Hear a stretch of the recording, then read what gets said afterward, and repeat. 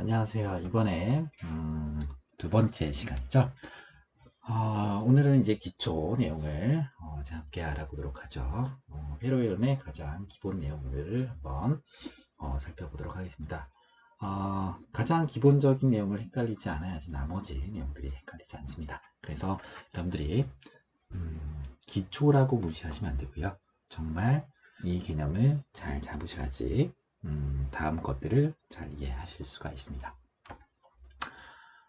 개념을 잡아봅시다. 일단 뭐 예전에 여러분들 뭐 요즘에 한참이 아니라 예전에 한참 했던 이제 포켓볼 잡았었죠. 포켓몬스터로. 그래서 몬스터 잡는 게 아니라 여러분들은 이제 개념을 잡으셔야 됩니다. 회로연의 개념. 자, 오늘의 이제 기본적인 내용들을 할 게 뭐냐면 유닛. 유닛은 굉장히 중요하죠. 유닛. 아이고 죄송합니다. 유닛 단위를 이제 잡으셔야 되는데 유닛 시스템 유닛 여러분들이 단위는 전 세계적으로 공통 단위고요.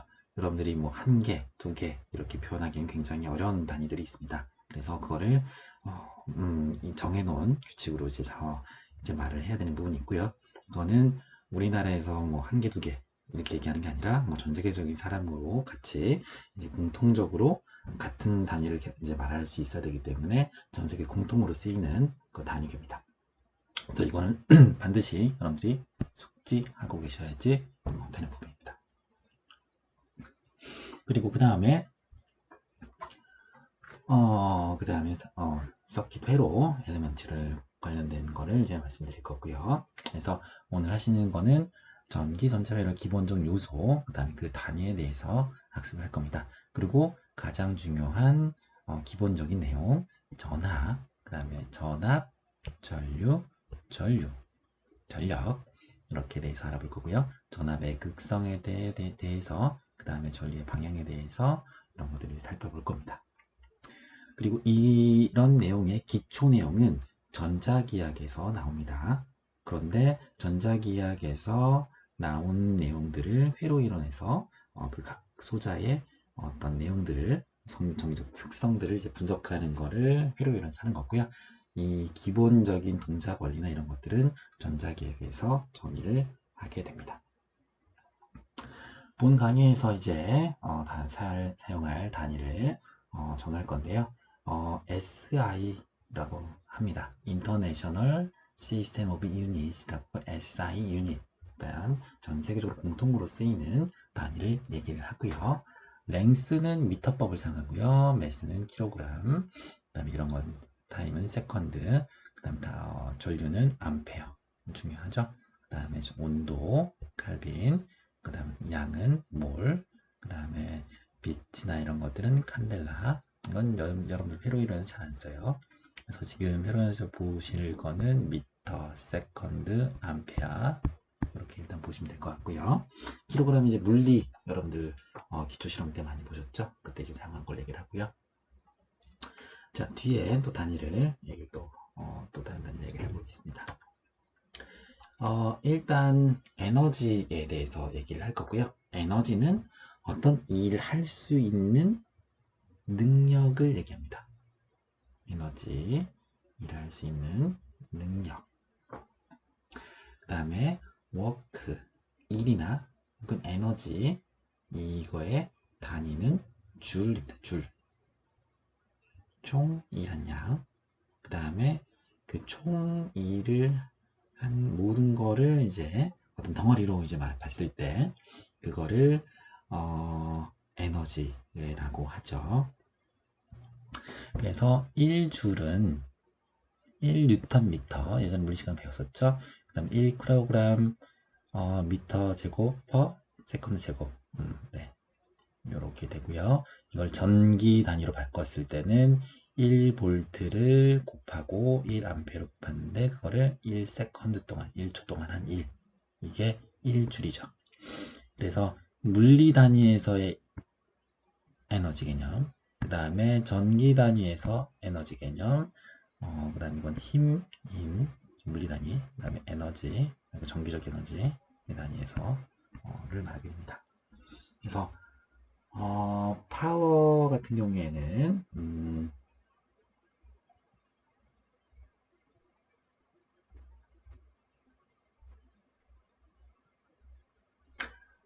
얼마나 단위 시간 동안에 일을 하는지를 얘기를 하는 겁니다. 그래서 단위는 와트라고 쓰고요. 그 다음 여기 보시면은 아까 2일이 있었죠? 근데 와트의 단위는 줄 퍼 세크라고 되어 있습니다. 줄 퍼 세크. 그러니까 단위 시간 동안에 얼마나 많은 일을 할 수 있냐, 이게 파워입니다. 파워. 그러니까 여러분들 뭐 일 잘하는 사람이 파워풀하다, 뭐 일이 뭐 이렇게 뭐 파워풀하게 뭐 잘한다 뭐 하는 거죠. 근데 그거는 시간 개념이 들어갑니다. 단위 시간 내에 얼마나 많은 걸 할 수 있느냐. 어떤 사람은 한 시간에 많은 걸 할 수 있을 거고요. 어떤 사람 총량은 똑같더라도 한 뭐 일주일이 걸린다든지 이런 식으로 좀 다를 수 있죠. 그래서 총 일한 양, 총 에너지량 똑같지만 그거를 얼마나 빠른 시간 내에 할 수 있느냐가 파워의 크기가 달라지겠죠. 그게 시간으로 다르기 때문에. 그렇죠. 그래서 이 내용들을 여러분들이 잘 기억하고 계시면 될 것 같습니다. 근데 여러분들한테 이제 참고로 말씀드리지만 파워랑 에너지는 여러분들이 좀 헷갈리는 부분이 있어요. 파워는 단위 시간당 1, 단위 시간당 에너지, 단위 시간당 1, 단위 시간이 들어가요. 시간 여기서는 세컨드. 근데 에너지는 모든 걸 다 썸했다고 보면 돼요. 적분 혹은 시그마로 모든 거를 다 더한 양, 총량이에요. 총량. 에너지는 총량이고 파워는 이 총량을 하기 위해서 단위 시간당 얼마나 했는지, 이 차이가 있다는 거 꼭 기억해 주세요. 여러분들 3, 4학년들 선배한테도 이제 이런 것들 물어보면 이 개념 굉장히 헷갈려 하는 사람 많고요. 아예 이 개념을 생각하지 않는 사람도 많아요. 하지만 기초가 탄탄해야 다른 개념들을 좀 더 파생하는 여러 가지 것들을 이제 생각해낼 수가 있기 때문에 여러분들 반드시 이 기본적인 내용들을 알고 있어야 됩니다. 자, 그리고 식진법 표시 중에서 크기를 나타내는 건데, 이건 이제 자주 사용하는 것만 이제 알려드릴게요. 특히 자주 사용하는 거는 이쪽 부분입니다. 이쪽 부분. 공을 많이 쓰기 귀찮고, 지면도 많이 차지하고, 시간도 오래 걸리죠. 그래서 그걸 간단하고 빠르게 쓰기 위해서, 10의 3승, 10의 마이너스 16승, 마이너스 9승, 마이너스 12승, 0.0000 얼마 이렇게 되는 거죠. 그 다음에 10의 3승 킬로, 이건 여러분들이 위쪽 단위는 많이 보셨을 거예요. 왜냐면 여러분들이 노트북이나 아니면 뭐 핸드폰 이런 데 보시면은 키로, 메가, 기가, 테라 이런 것들은 익숙한 단위예요. 근데 왼쪽 편 단위가 좀 익숙하지 않을 거예요.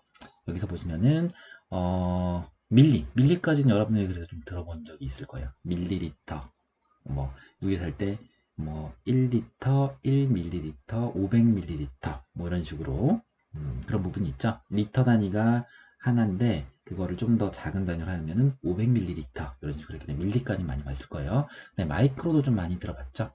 마이크로 어쩌고저쩌고 하는 거. 마이크로 단위는 이름 들어봤으면 단위는 잘 모르실 수 있어요.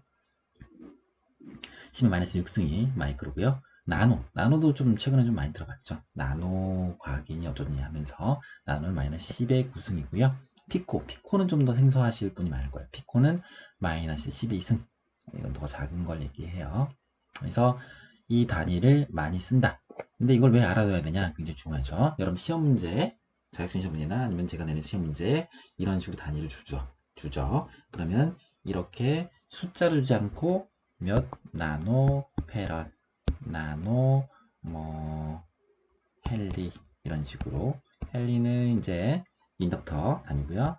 F 페럿은 캐패스 단위예요. 근데 그거를 뭐 나노 단위다 이렇게 표시해 놨는데 이 원래 숫자를 모른다 하면은 당연히 틀리겠죠. 그래서 이 단위를 여러분들이 초반에 빨리 암기할 수밖에 없어요. 암기를 해주시는 거를 하셔야 됩니다. 암기를 반드시 하셔야 되는 부분이 있고요. 그래서 꼭 기억을 해 주세요. 자, 방금 했었죠. 1기가는 뭐라고 했었죠? 10의 9승. 나노는 뭐랬죠? 그래서 2, 4, 8에 10의 마이너스 12승. 나노. 나노가 마이너스 9승이죠. 9승. 피코가 12, 10의 마이너스 12승. 네. 이렇게 지웠다 할까요? 또 헷갈리니까. 마이너스 9승. 마이너스 12승. 앞에서 했던 거. 이것도 뭐 간단하게 여러분들 시험 문제 낼 수도 있겠죠. 네, 간단한 퀴즈 정도로 해서. 그래서 여러분들 꼭 기억해 주시면 좋을 것 같아요. 자, 그리고 가장 기본적인 내용인데 전하란 무엇인가? 어떤 정기적 성질을 뜨는 어떤 입자의 단위라고 보시면 되고요. 그 입자가 어떤 다발로 묶어졌을 때, 흐르게 이동했을 때, 그러니까 가만히 있으면 안 되고요. 이게 이동했을 때를 전류라고 해요. 전류. 얘는 어떤 정기적 성질을 갖고 있는 어떤 그 하나의 그 성질 그 단위를 얘기를 하는 거고요. 얘는 어떤 집단의 움직임이 있어야 돼요. 그래서 얘도 단위 시간당 어떤 면적을 통과하는 단위 면적을 통과하는 전하의 양을 전류라고 정의를 해요. 이거는 전자기하학에 정의되어 있어요. 전압은 이거는 여러분들 잘 많이 알고 계시죠? 위치 에너지예요. 위치 에너지. 근데 어떤 위치 에너지이냐면 전기적 위치 에너지.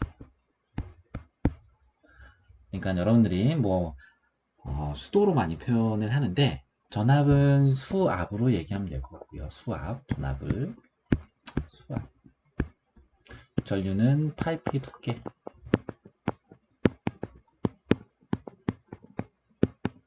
파이프를 얼마나 두껍게 해가지고 많은 양의 물을 보낼 수 있는지, 많은 양의 물이 흘러가고 있는지 이게 전류.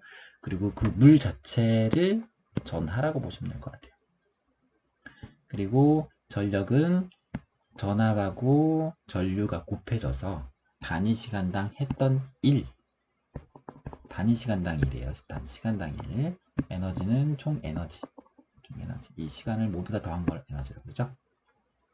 그래서 얘는 항상 에너지는 시그마 개념, 얘는 어떤 줄 퍼 세크. 이걸 항상 기억하시면 되고요. 이렇게 기억하시면 될 것 같아요. 이걸 잘 기억하고 계셔야 됩니다.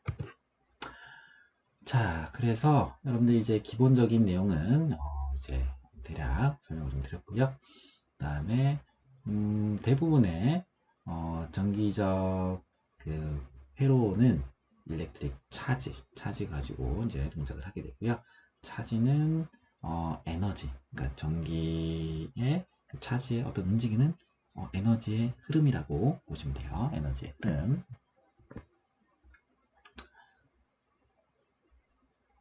그리고 이거를 이제 어떤 포인트에서 어떤 포인트로 이제 이동하는 거를 일렉트릭 서킷이라고 하고요.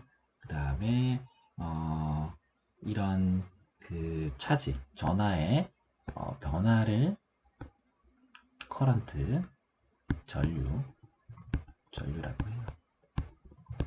시간당 어떤 변화하는 걸 얘가 체인지, 시간당 어떤 내용은 변화량이죠. 시간당 변화량. 그러니까 전하의 시간당 변화량을 전류라고 하는 거죠.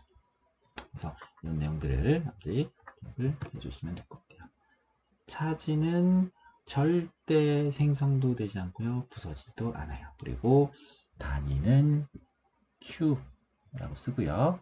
그 다음에 그 단위 뭐죠? 이거는 심볼로 Q라고 부르고요. 단위는 쿨롬이라고 써요. 쿨롬. 그리고 타입은 포지티브 차지가 있고요. 네거티브 차지가 있죠. 그래서 또 여러분들 기억을 해주시면 될 것 같아요. 이 차지를 여러분들이 잘 느껴볼 수 있는 게 뭐냐면 여러분 책받침 머릿속에 머리 위에 막 문질문질 해보면은 약간 정전기 느낌 나죠. 그게 대전됐다고 하죠. 대전돼서 그 전하량이 많이 모이면 그게 밀고 당기고 하죠. 그래서 같은 극성은 밀고 서로 다른 극성은 당기는 그런 성질이 있죠. 그래서 이런 일렉트릭 차지를 이제 다 계산을 했었죠. 그래서 일렉트릭 차지의 일렉트론 하나의 전하량은 마이너스 10의 마이너스 1.602 곱하기 10-10 보son 쿨롱, 그 다음에 프로톤, 양성의 전하는 전자는 마이너스 극성을 갖고요. 프로톤 플러스 전하를 갖는 1.6 곱하기 10-10 보son 쿨롱 갖고 있는 이게 이제 여러분들 기본적으로 상식으로 알아놓으시면 되고요.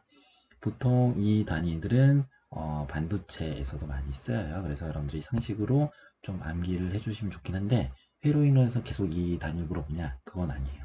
그러니까 여러분들이 반도체 공학이라든지 다른 쪽에서는 기초를 얘기할 때 많이 나오는 단위긴 하지만 일상 쓰지는 않는다. 하지만 상식으로 알아놓으면은 좀 도움이 될 수는 있다라는 거죠. 자, 그렇게 죄송해요. 알고 계시면 될 것 같고요. 커런트는 차지의 움직임이다. 라는 거 앞에서 계속 얘기 드렸었죠. 그래서 세컨드 단위 시간당 쿨롱이 1A죠. 쿨롱. 그래서 단위 시간당 얼마만큼 많은 전하가 움직였느냐가 1A. 그러니까 전류가 되는 거죠. 전류량은 그래서 수도파이프로 얘기하면은 수도파이프에 물이 단시간 동안에 얼마만큼 많이 흘러갔는지 그 양을 커런트라고 합니다. 네, 이렇게 기억을 해주시면 될 것 같습니다. 자, 커런트는 앞에서 계속 얘기했듯이 시간당 얼마나 많이 흘러가느냐 라는 거를 얘기를 하고요. 그래서 이렇게 미분식으로 표현을 할 수가 있고요. 이거를 총 다 합하면 적분식으로 모든 시간을 이전부터 다 해서 다 더하면은 얘는 총 흘러간 양, 절대적인 모든 전하가 흘러간 모든 양을 얘기를 하는 거죠. 모든 양, 그러니까 모든 양의 쿨롱을 얘기를 하는 거예요. 그 다음에 전류는 흐르는 방향이 있겠죠. 이 방향에 따라서 나중에 에너지가 들어오고 나가고 이런 것들을 계산을 할 수 있어요. 그래서 이런 식으로 이제 기준점이 여기다. 그럼 여기서 나간 거를 뭐 플러스를 잡고 이 기준점 향해서 들어오는 거를 마이너스 잡는다. 이런 거를 규칙을 정해놔야 돼요. 그래서 기준점을 잡아서 거기서 들어오는 거는 뭐 마이너스, 나가는 거는 뭐 플러스 이런 식으로 정해놔야 된다는 거. 그럼 이제 여러분들이 기억을 해주시면 될 것 같고요. 그 다음에 여러 가지 노테이션, 이제 키워드를 쓰는데 이거는 이제 순시적으로 바뀌는 거를 소문자로 쓰고요. 대문자는 컨스탄트, 타임 인베리언트한 양을 쓸 때는 그러니까 시간당 뭐 바뀌지 않고 그러니까 전류는 시간당 흐르는 전하량이긴 한데 그 일단 일정한 시간당 흐르는 전류량이 변하는 그 전류가 또 시간당 또 변할 수가 있겠죠. 그러니까 이중으로 이제 변하는 거죠. 시간당 변하는 게. 그래서 이게 시간당 전류량이 안 변할 때, 그러니까 안 변할 땐 이거, 변할 때는 소문자로 쓴다라는 거를 여러분들 기억을 해주시면 좋을 것 같아요. 자, 이거 같은 경우에는 시간당 변하는 거기 때문에 소문자로 지금 여기 썼었죠. 그리고 이거는 이제 방향이 안 나와 있고요. 이거는 방향 나와 있는데 어떤 양이 안 돼 있죠. 그래서 최종적으로 잘 정리해서 쓰는 거는 방향도 나와 있고 양도 나와 있어야 됩니다. 그래서 커런트는 포지티브 차지가 흘러가는 방향으로 정해요. 근데 실제로는 음의 전하가 움직이는 건데 과거에 이제 처음 발견하신 분들이 그때는 플러스에서 마이너스로 전류가 흘러간다라고 그냥 정의를 했어요. 그래서 모든 책들이 그렇게 다 정의되어 있어서 일단 그 내용을 모두 뭐 나중에 실제로 어떻게 전자가 흘러간다고 해서 다시 바꿀 수는 없죠. 그래서 일단 그 규칙은 그대로 유효하게 뒀죠. 그래서 전류의 흐르는 방향은 플러스에서 마이너스로 흘러간다 라고 정의를 기본적으로 합니다. 그래서 그런 내용들을 일단 기억을 해주시면 될 것 같아요. 자, 그리고 여러 가지 전류의 타입이 있어요. 아까도 얘기했지만 이제 시간당 변하지 않고 일정하게 전류량을 갖는 게 있고요. 이건 이 양을 표시할 때는 뭐 대문자로 표시한다고 했었죠. 그 다음에 이렇게 시간당 계속 바뀌는 전류량이 있어요. 시간당 바뀌는. 그래서 대표적으로 이거는 DC라고 하고요. 시간당 변하지 않는 거. 그 다음에 시간당 계속 바뀌는 거를 AC라고 표현해요. 그래서 A랑 B는 가장 많이 사용하는 거고요. 그 다음에 C, D는 중간에 어떤 소자에서 흘러가는 그런 전류량을 분석할 때 이제 많이 표현을 하는데, 뭐 이건 딱히 이름 짓진 않고요. 여러분들이 대표적으로 기억해야 되는 거는 알파벳 A라고 알파벳 B에 해당되는 DC랑 AC를 기억해 주시면 돼요. 여러분들이 이제 콘센트 220 꼽는 거 집에서 220V를 쓰시는 거는 AC고요. 220에서 뽑아서 나온 여러분들이 충전기 사용하시죠? 충전기에서 핸드폰 사용할 때 그 충전기에서 나오는 전압이 DC라고 보시면 돼요. 그래서 이렇게 기억을 해주시면은 이제 전류에 대해서 기본적인 내용은 끝난 거고요. 그 다음에 이제 볼테이지, 전압에 대해서 얘기를 해보죠. 전압은 일렉트로모티브 포스라고 또 부르고요. 그럼 일렉트리컬 포텐셜이라고 불러요. 포텐셜은 위치 에너지죠. 그러니까 전기적 위치 에너지를 얘기하는 거고요. 그 다음에 일렉트릭 텐션, 어떤 그 텐션, 그 다음에 일렉트릭 프레셔, 압력이라고 이제 부르죠. 그래서 전압은 공간상 두 위치에서 단위 전하에 대한 에너지 레벨 차이를 의미를 해요. 그래서 전압을 얘기할 때는 항상 기준이 있어요. 기준, 레퍼런스. 어떤 기준 대비, 그러니까 높이도 있죠. 높이도 건물을 1층으로 잡아서 5층으로 얘기할지, 2층 기준에서 3층으로 얘기할지, 이 기준이 필요해요. 그러니까 총 5층짜리 건물인데 나는 1층 기준에서 5층이라 얘기했고, 어떤 사람은 2층 기준에서 4층이라 얘기할 수도 있어요. 그래서 이 기준이 바뀌면 전압이 바뀌는데, 절대 위치는 사실 절대 위치가 있는 거긴 하죠. 근데 상대 전압이라는 거, 이 개념을 반드시 기억하셔야 돼요. 왜냐면 나중에 전압을 정의할 때 기준을 모르고 전압을 얘기하면, 나는 여기서 전압을 얘기해서 4V라 얘기했고 나는 여기서 얘기를 해서 5V라 얘기하는 경우가 있어요. 근데 이 값의 차이가 발생하죠. 그렇기 때문에 여러분 나중에 계산할 때 어떤 계산 결과치가 바뀌는 불상사가 발생을 합니다. 그래서 전압은 반드시 기준이 있다라는 거, 그 다음에 어떤 전기적 위치 에너지다. 그래서 정의를 할 때, 전압을 정의할 땐 쿨롬당 와트라고 표시하죠. 그래서 쿨롬은 전하량인 거고요. 그 다음에 여기서는 얘는 에너지를 얘기를 해요. 그래서 뒤에서 한번 정의를 해보죠. 다시 한번. 자, 볼테이지라고 하고요. 그리고 볼트라고 써요. 그 다음에 단위는 V라고 이렇게 쓰고요. 그리고 여러분이 1 에너지는 줄이라고 단위를 썼었죠. 근데 여기서 보세요. 줄은 뉴턴 퍼 미터. 여러분이 이제 물리 시간에 했던 거 읽으실 거고요. 그 다음에 전압은 줄 퍼 쿨럼.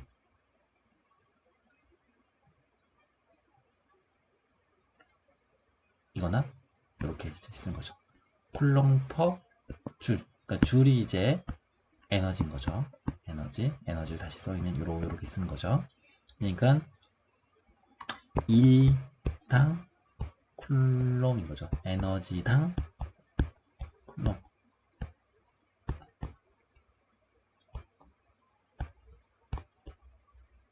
인 거예요. 네, 이렇게 기억을 해주시면 될 것 같아요. 그래서 전기적 위치 에너지다.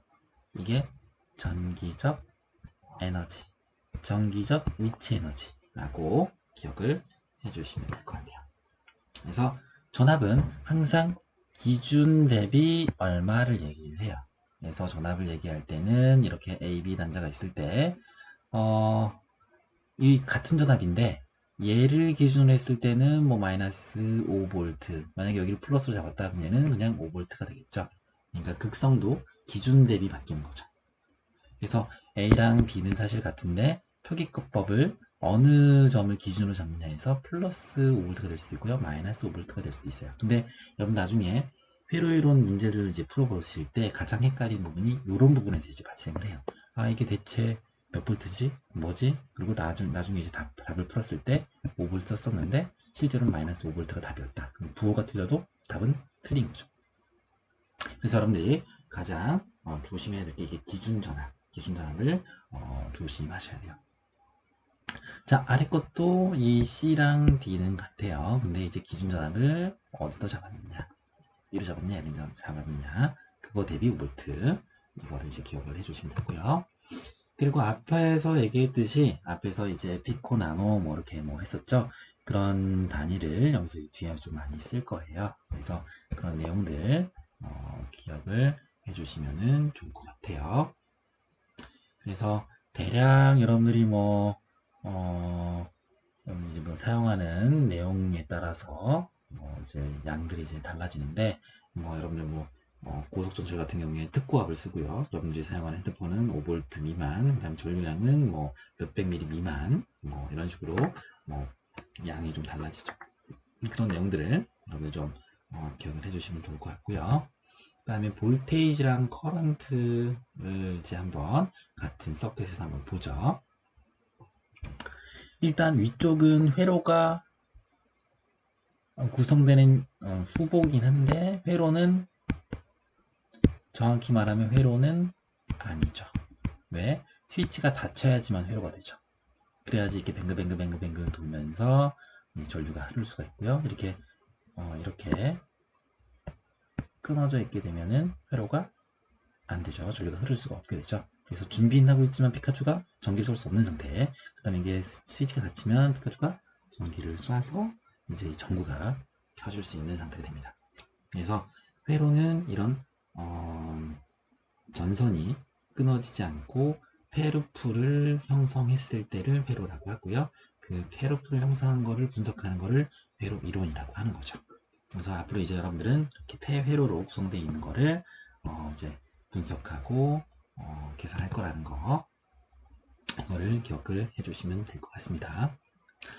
자, 여기서도 이게 굉장히 중요한 개념이에요. 잘 기억을 하셔야 되는데, 일단 어떤 소자에 이제 플러스 쪽으로 들어간다. 그럼 에너지를 흡수한다라고 해요. 보세요. 예, 플러스 전류도 이쪽으로 뚝 들어가죠. 이 어떤 임의의 네모가 이 전력을 흡수하는 거. 근데 어떤 소자에서 나갔죠. 나간 거는 에너지를 공급한다고 해요. 공급한다고 하기 때문에 여러분들이 이게 에너지 흡수냐 공급이냐, 이거는 이 소자로 플러스에서 들어오는지 아니면 플러스로 나가는지, 이거 이 소자에서 이 전류 흐름이 플러스에서 마이너스로 된다고 했었죠. 플러스에서 마이너스 전류가 흐른다고 했었죠. 그래서 이 전류 흐름이 플러스로 되냐 아니면 들어오는 거냐 나가는 거냐, 이걸로 흡수한다 공급한다, 이건 굉장히 중요해요. 총 에너지 보존 법칙은 공급량과 소비량의 모든 게 생성되지 파괴되지 않죠. 그러니까 전달돼서 계속 이제 순환되는 걸 얘기를 하죠. 그래서 그렇게 따져봤을 때 공급량과 소비량이 같아야 돼요. 근데 그게 틀려요. 그럼 뭔가 틀린 거죠. 그래서 나중에 여러분들이 푸신 어떤 내용들이 틀렸는지 안 틀렸는지 알 수 있는 부분이 있죠. 잠깐 쉬었다 다시 하시기로 하시죠. 잠깐 쉬었다가 다시 합시다.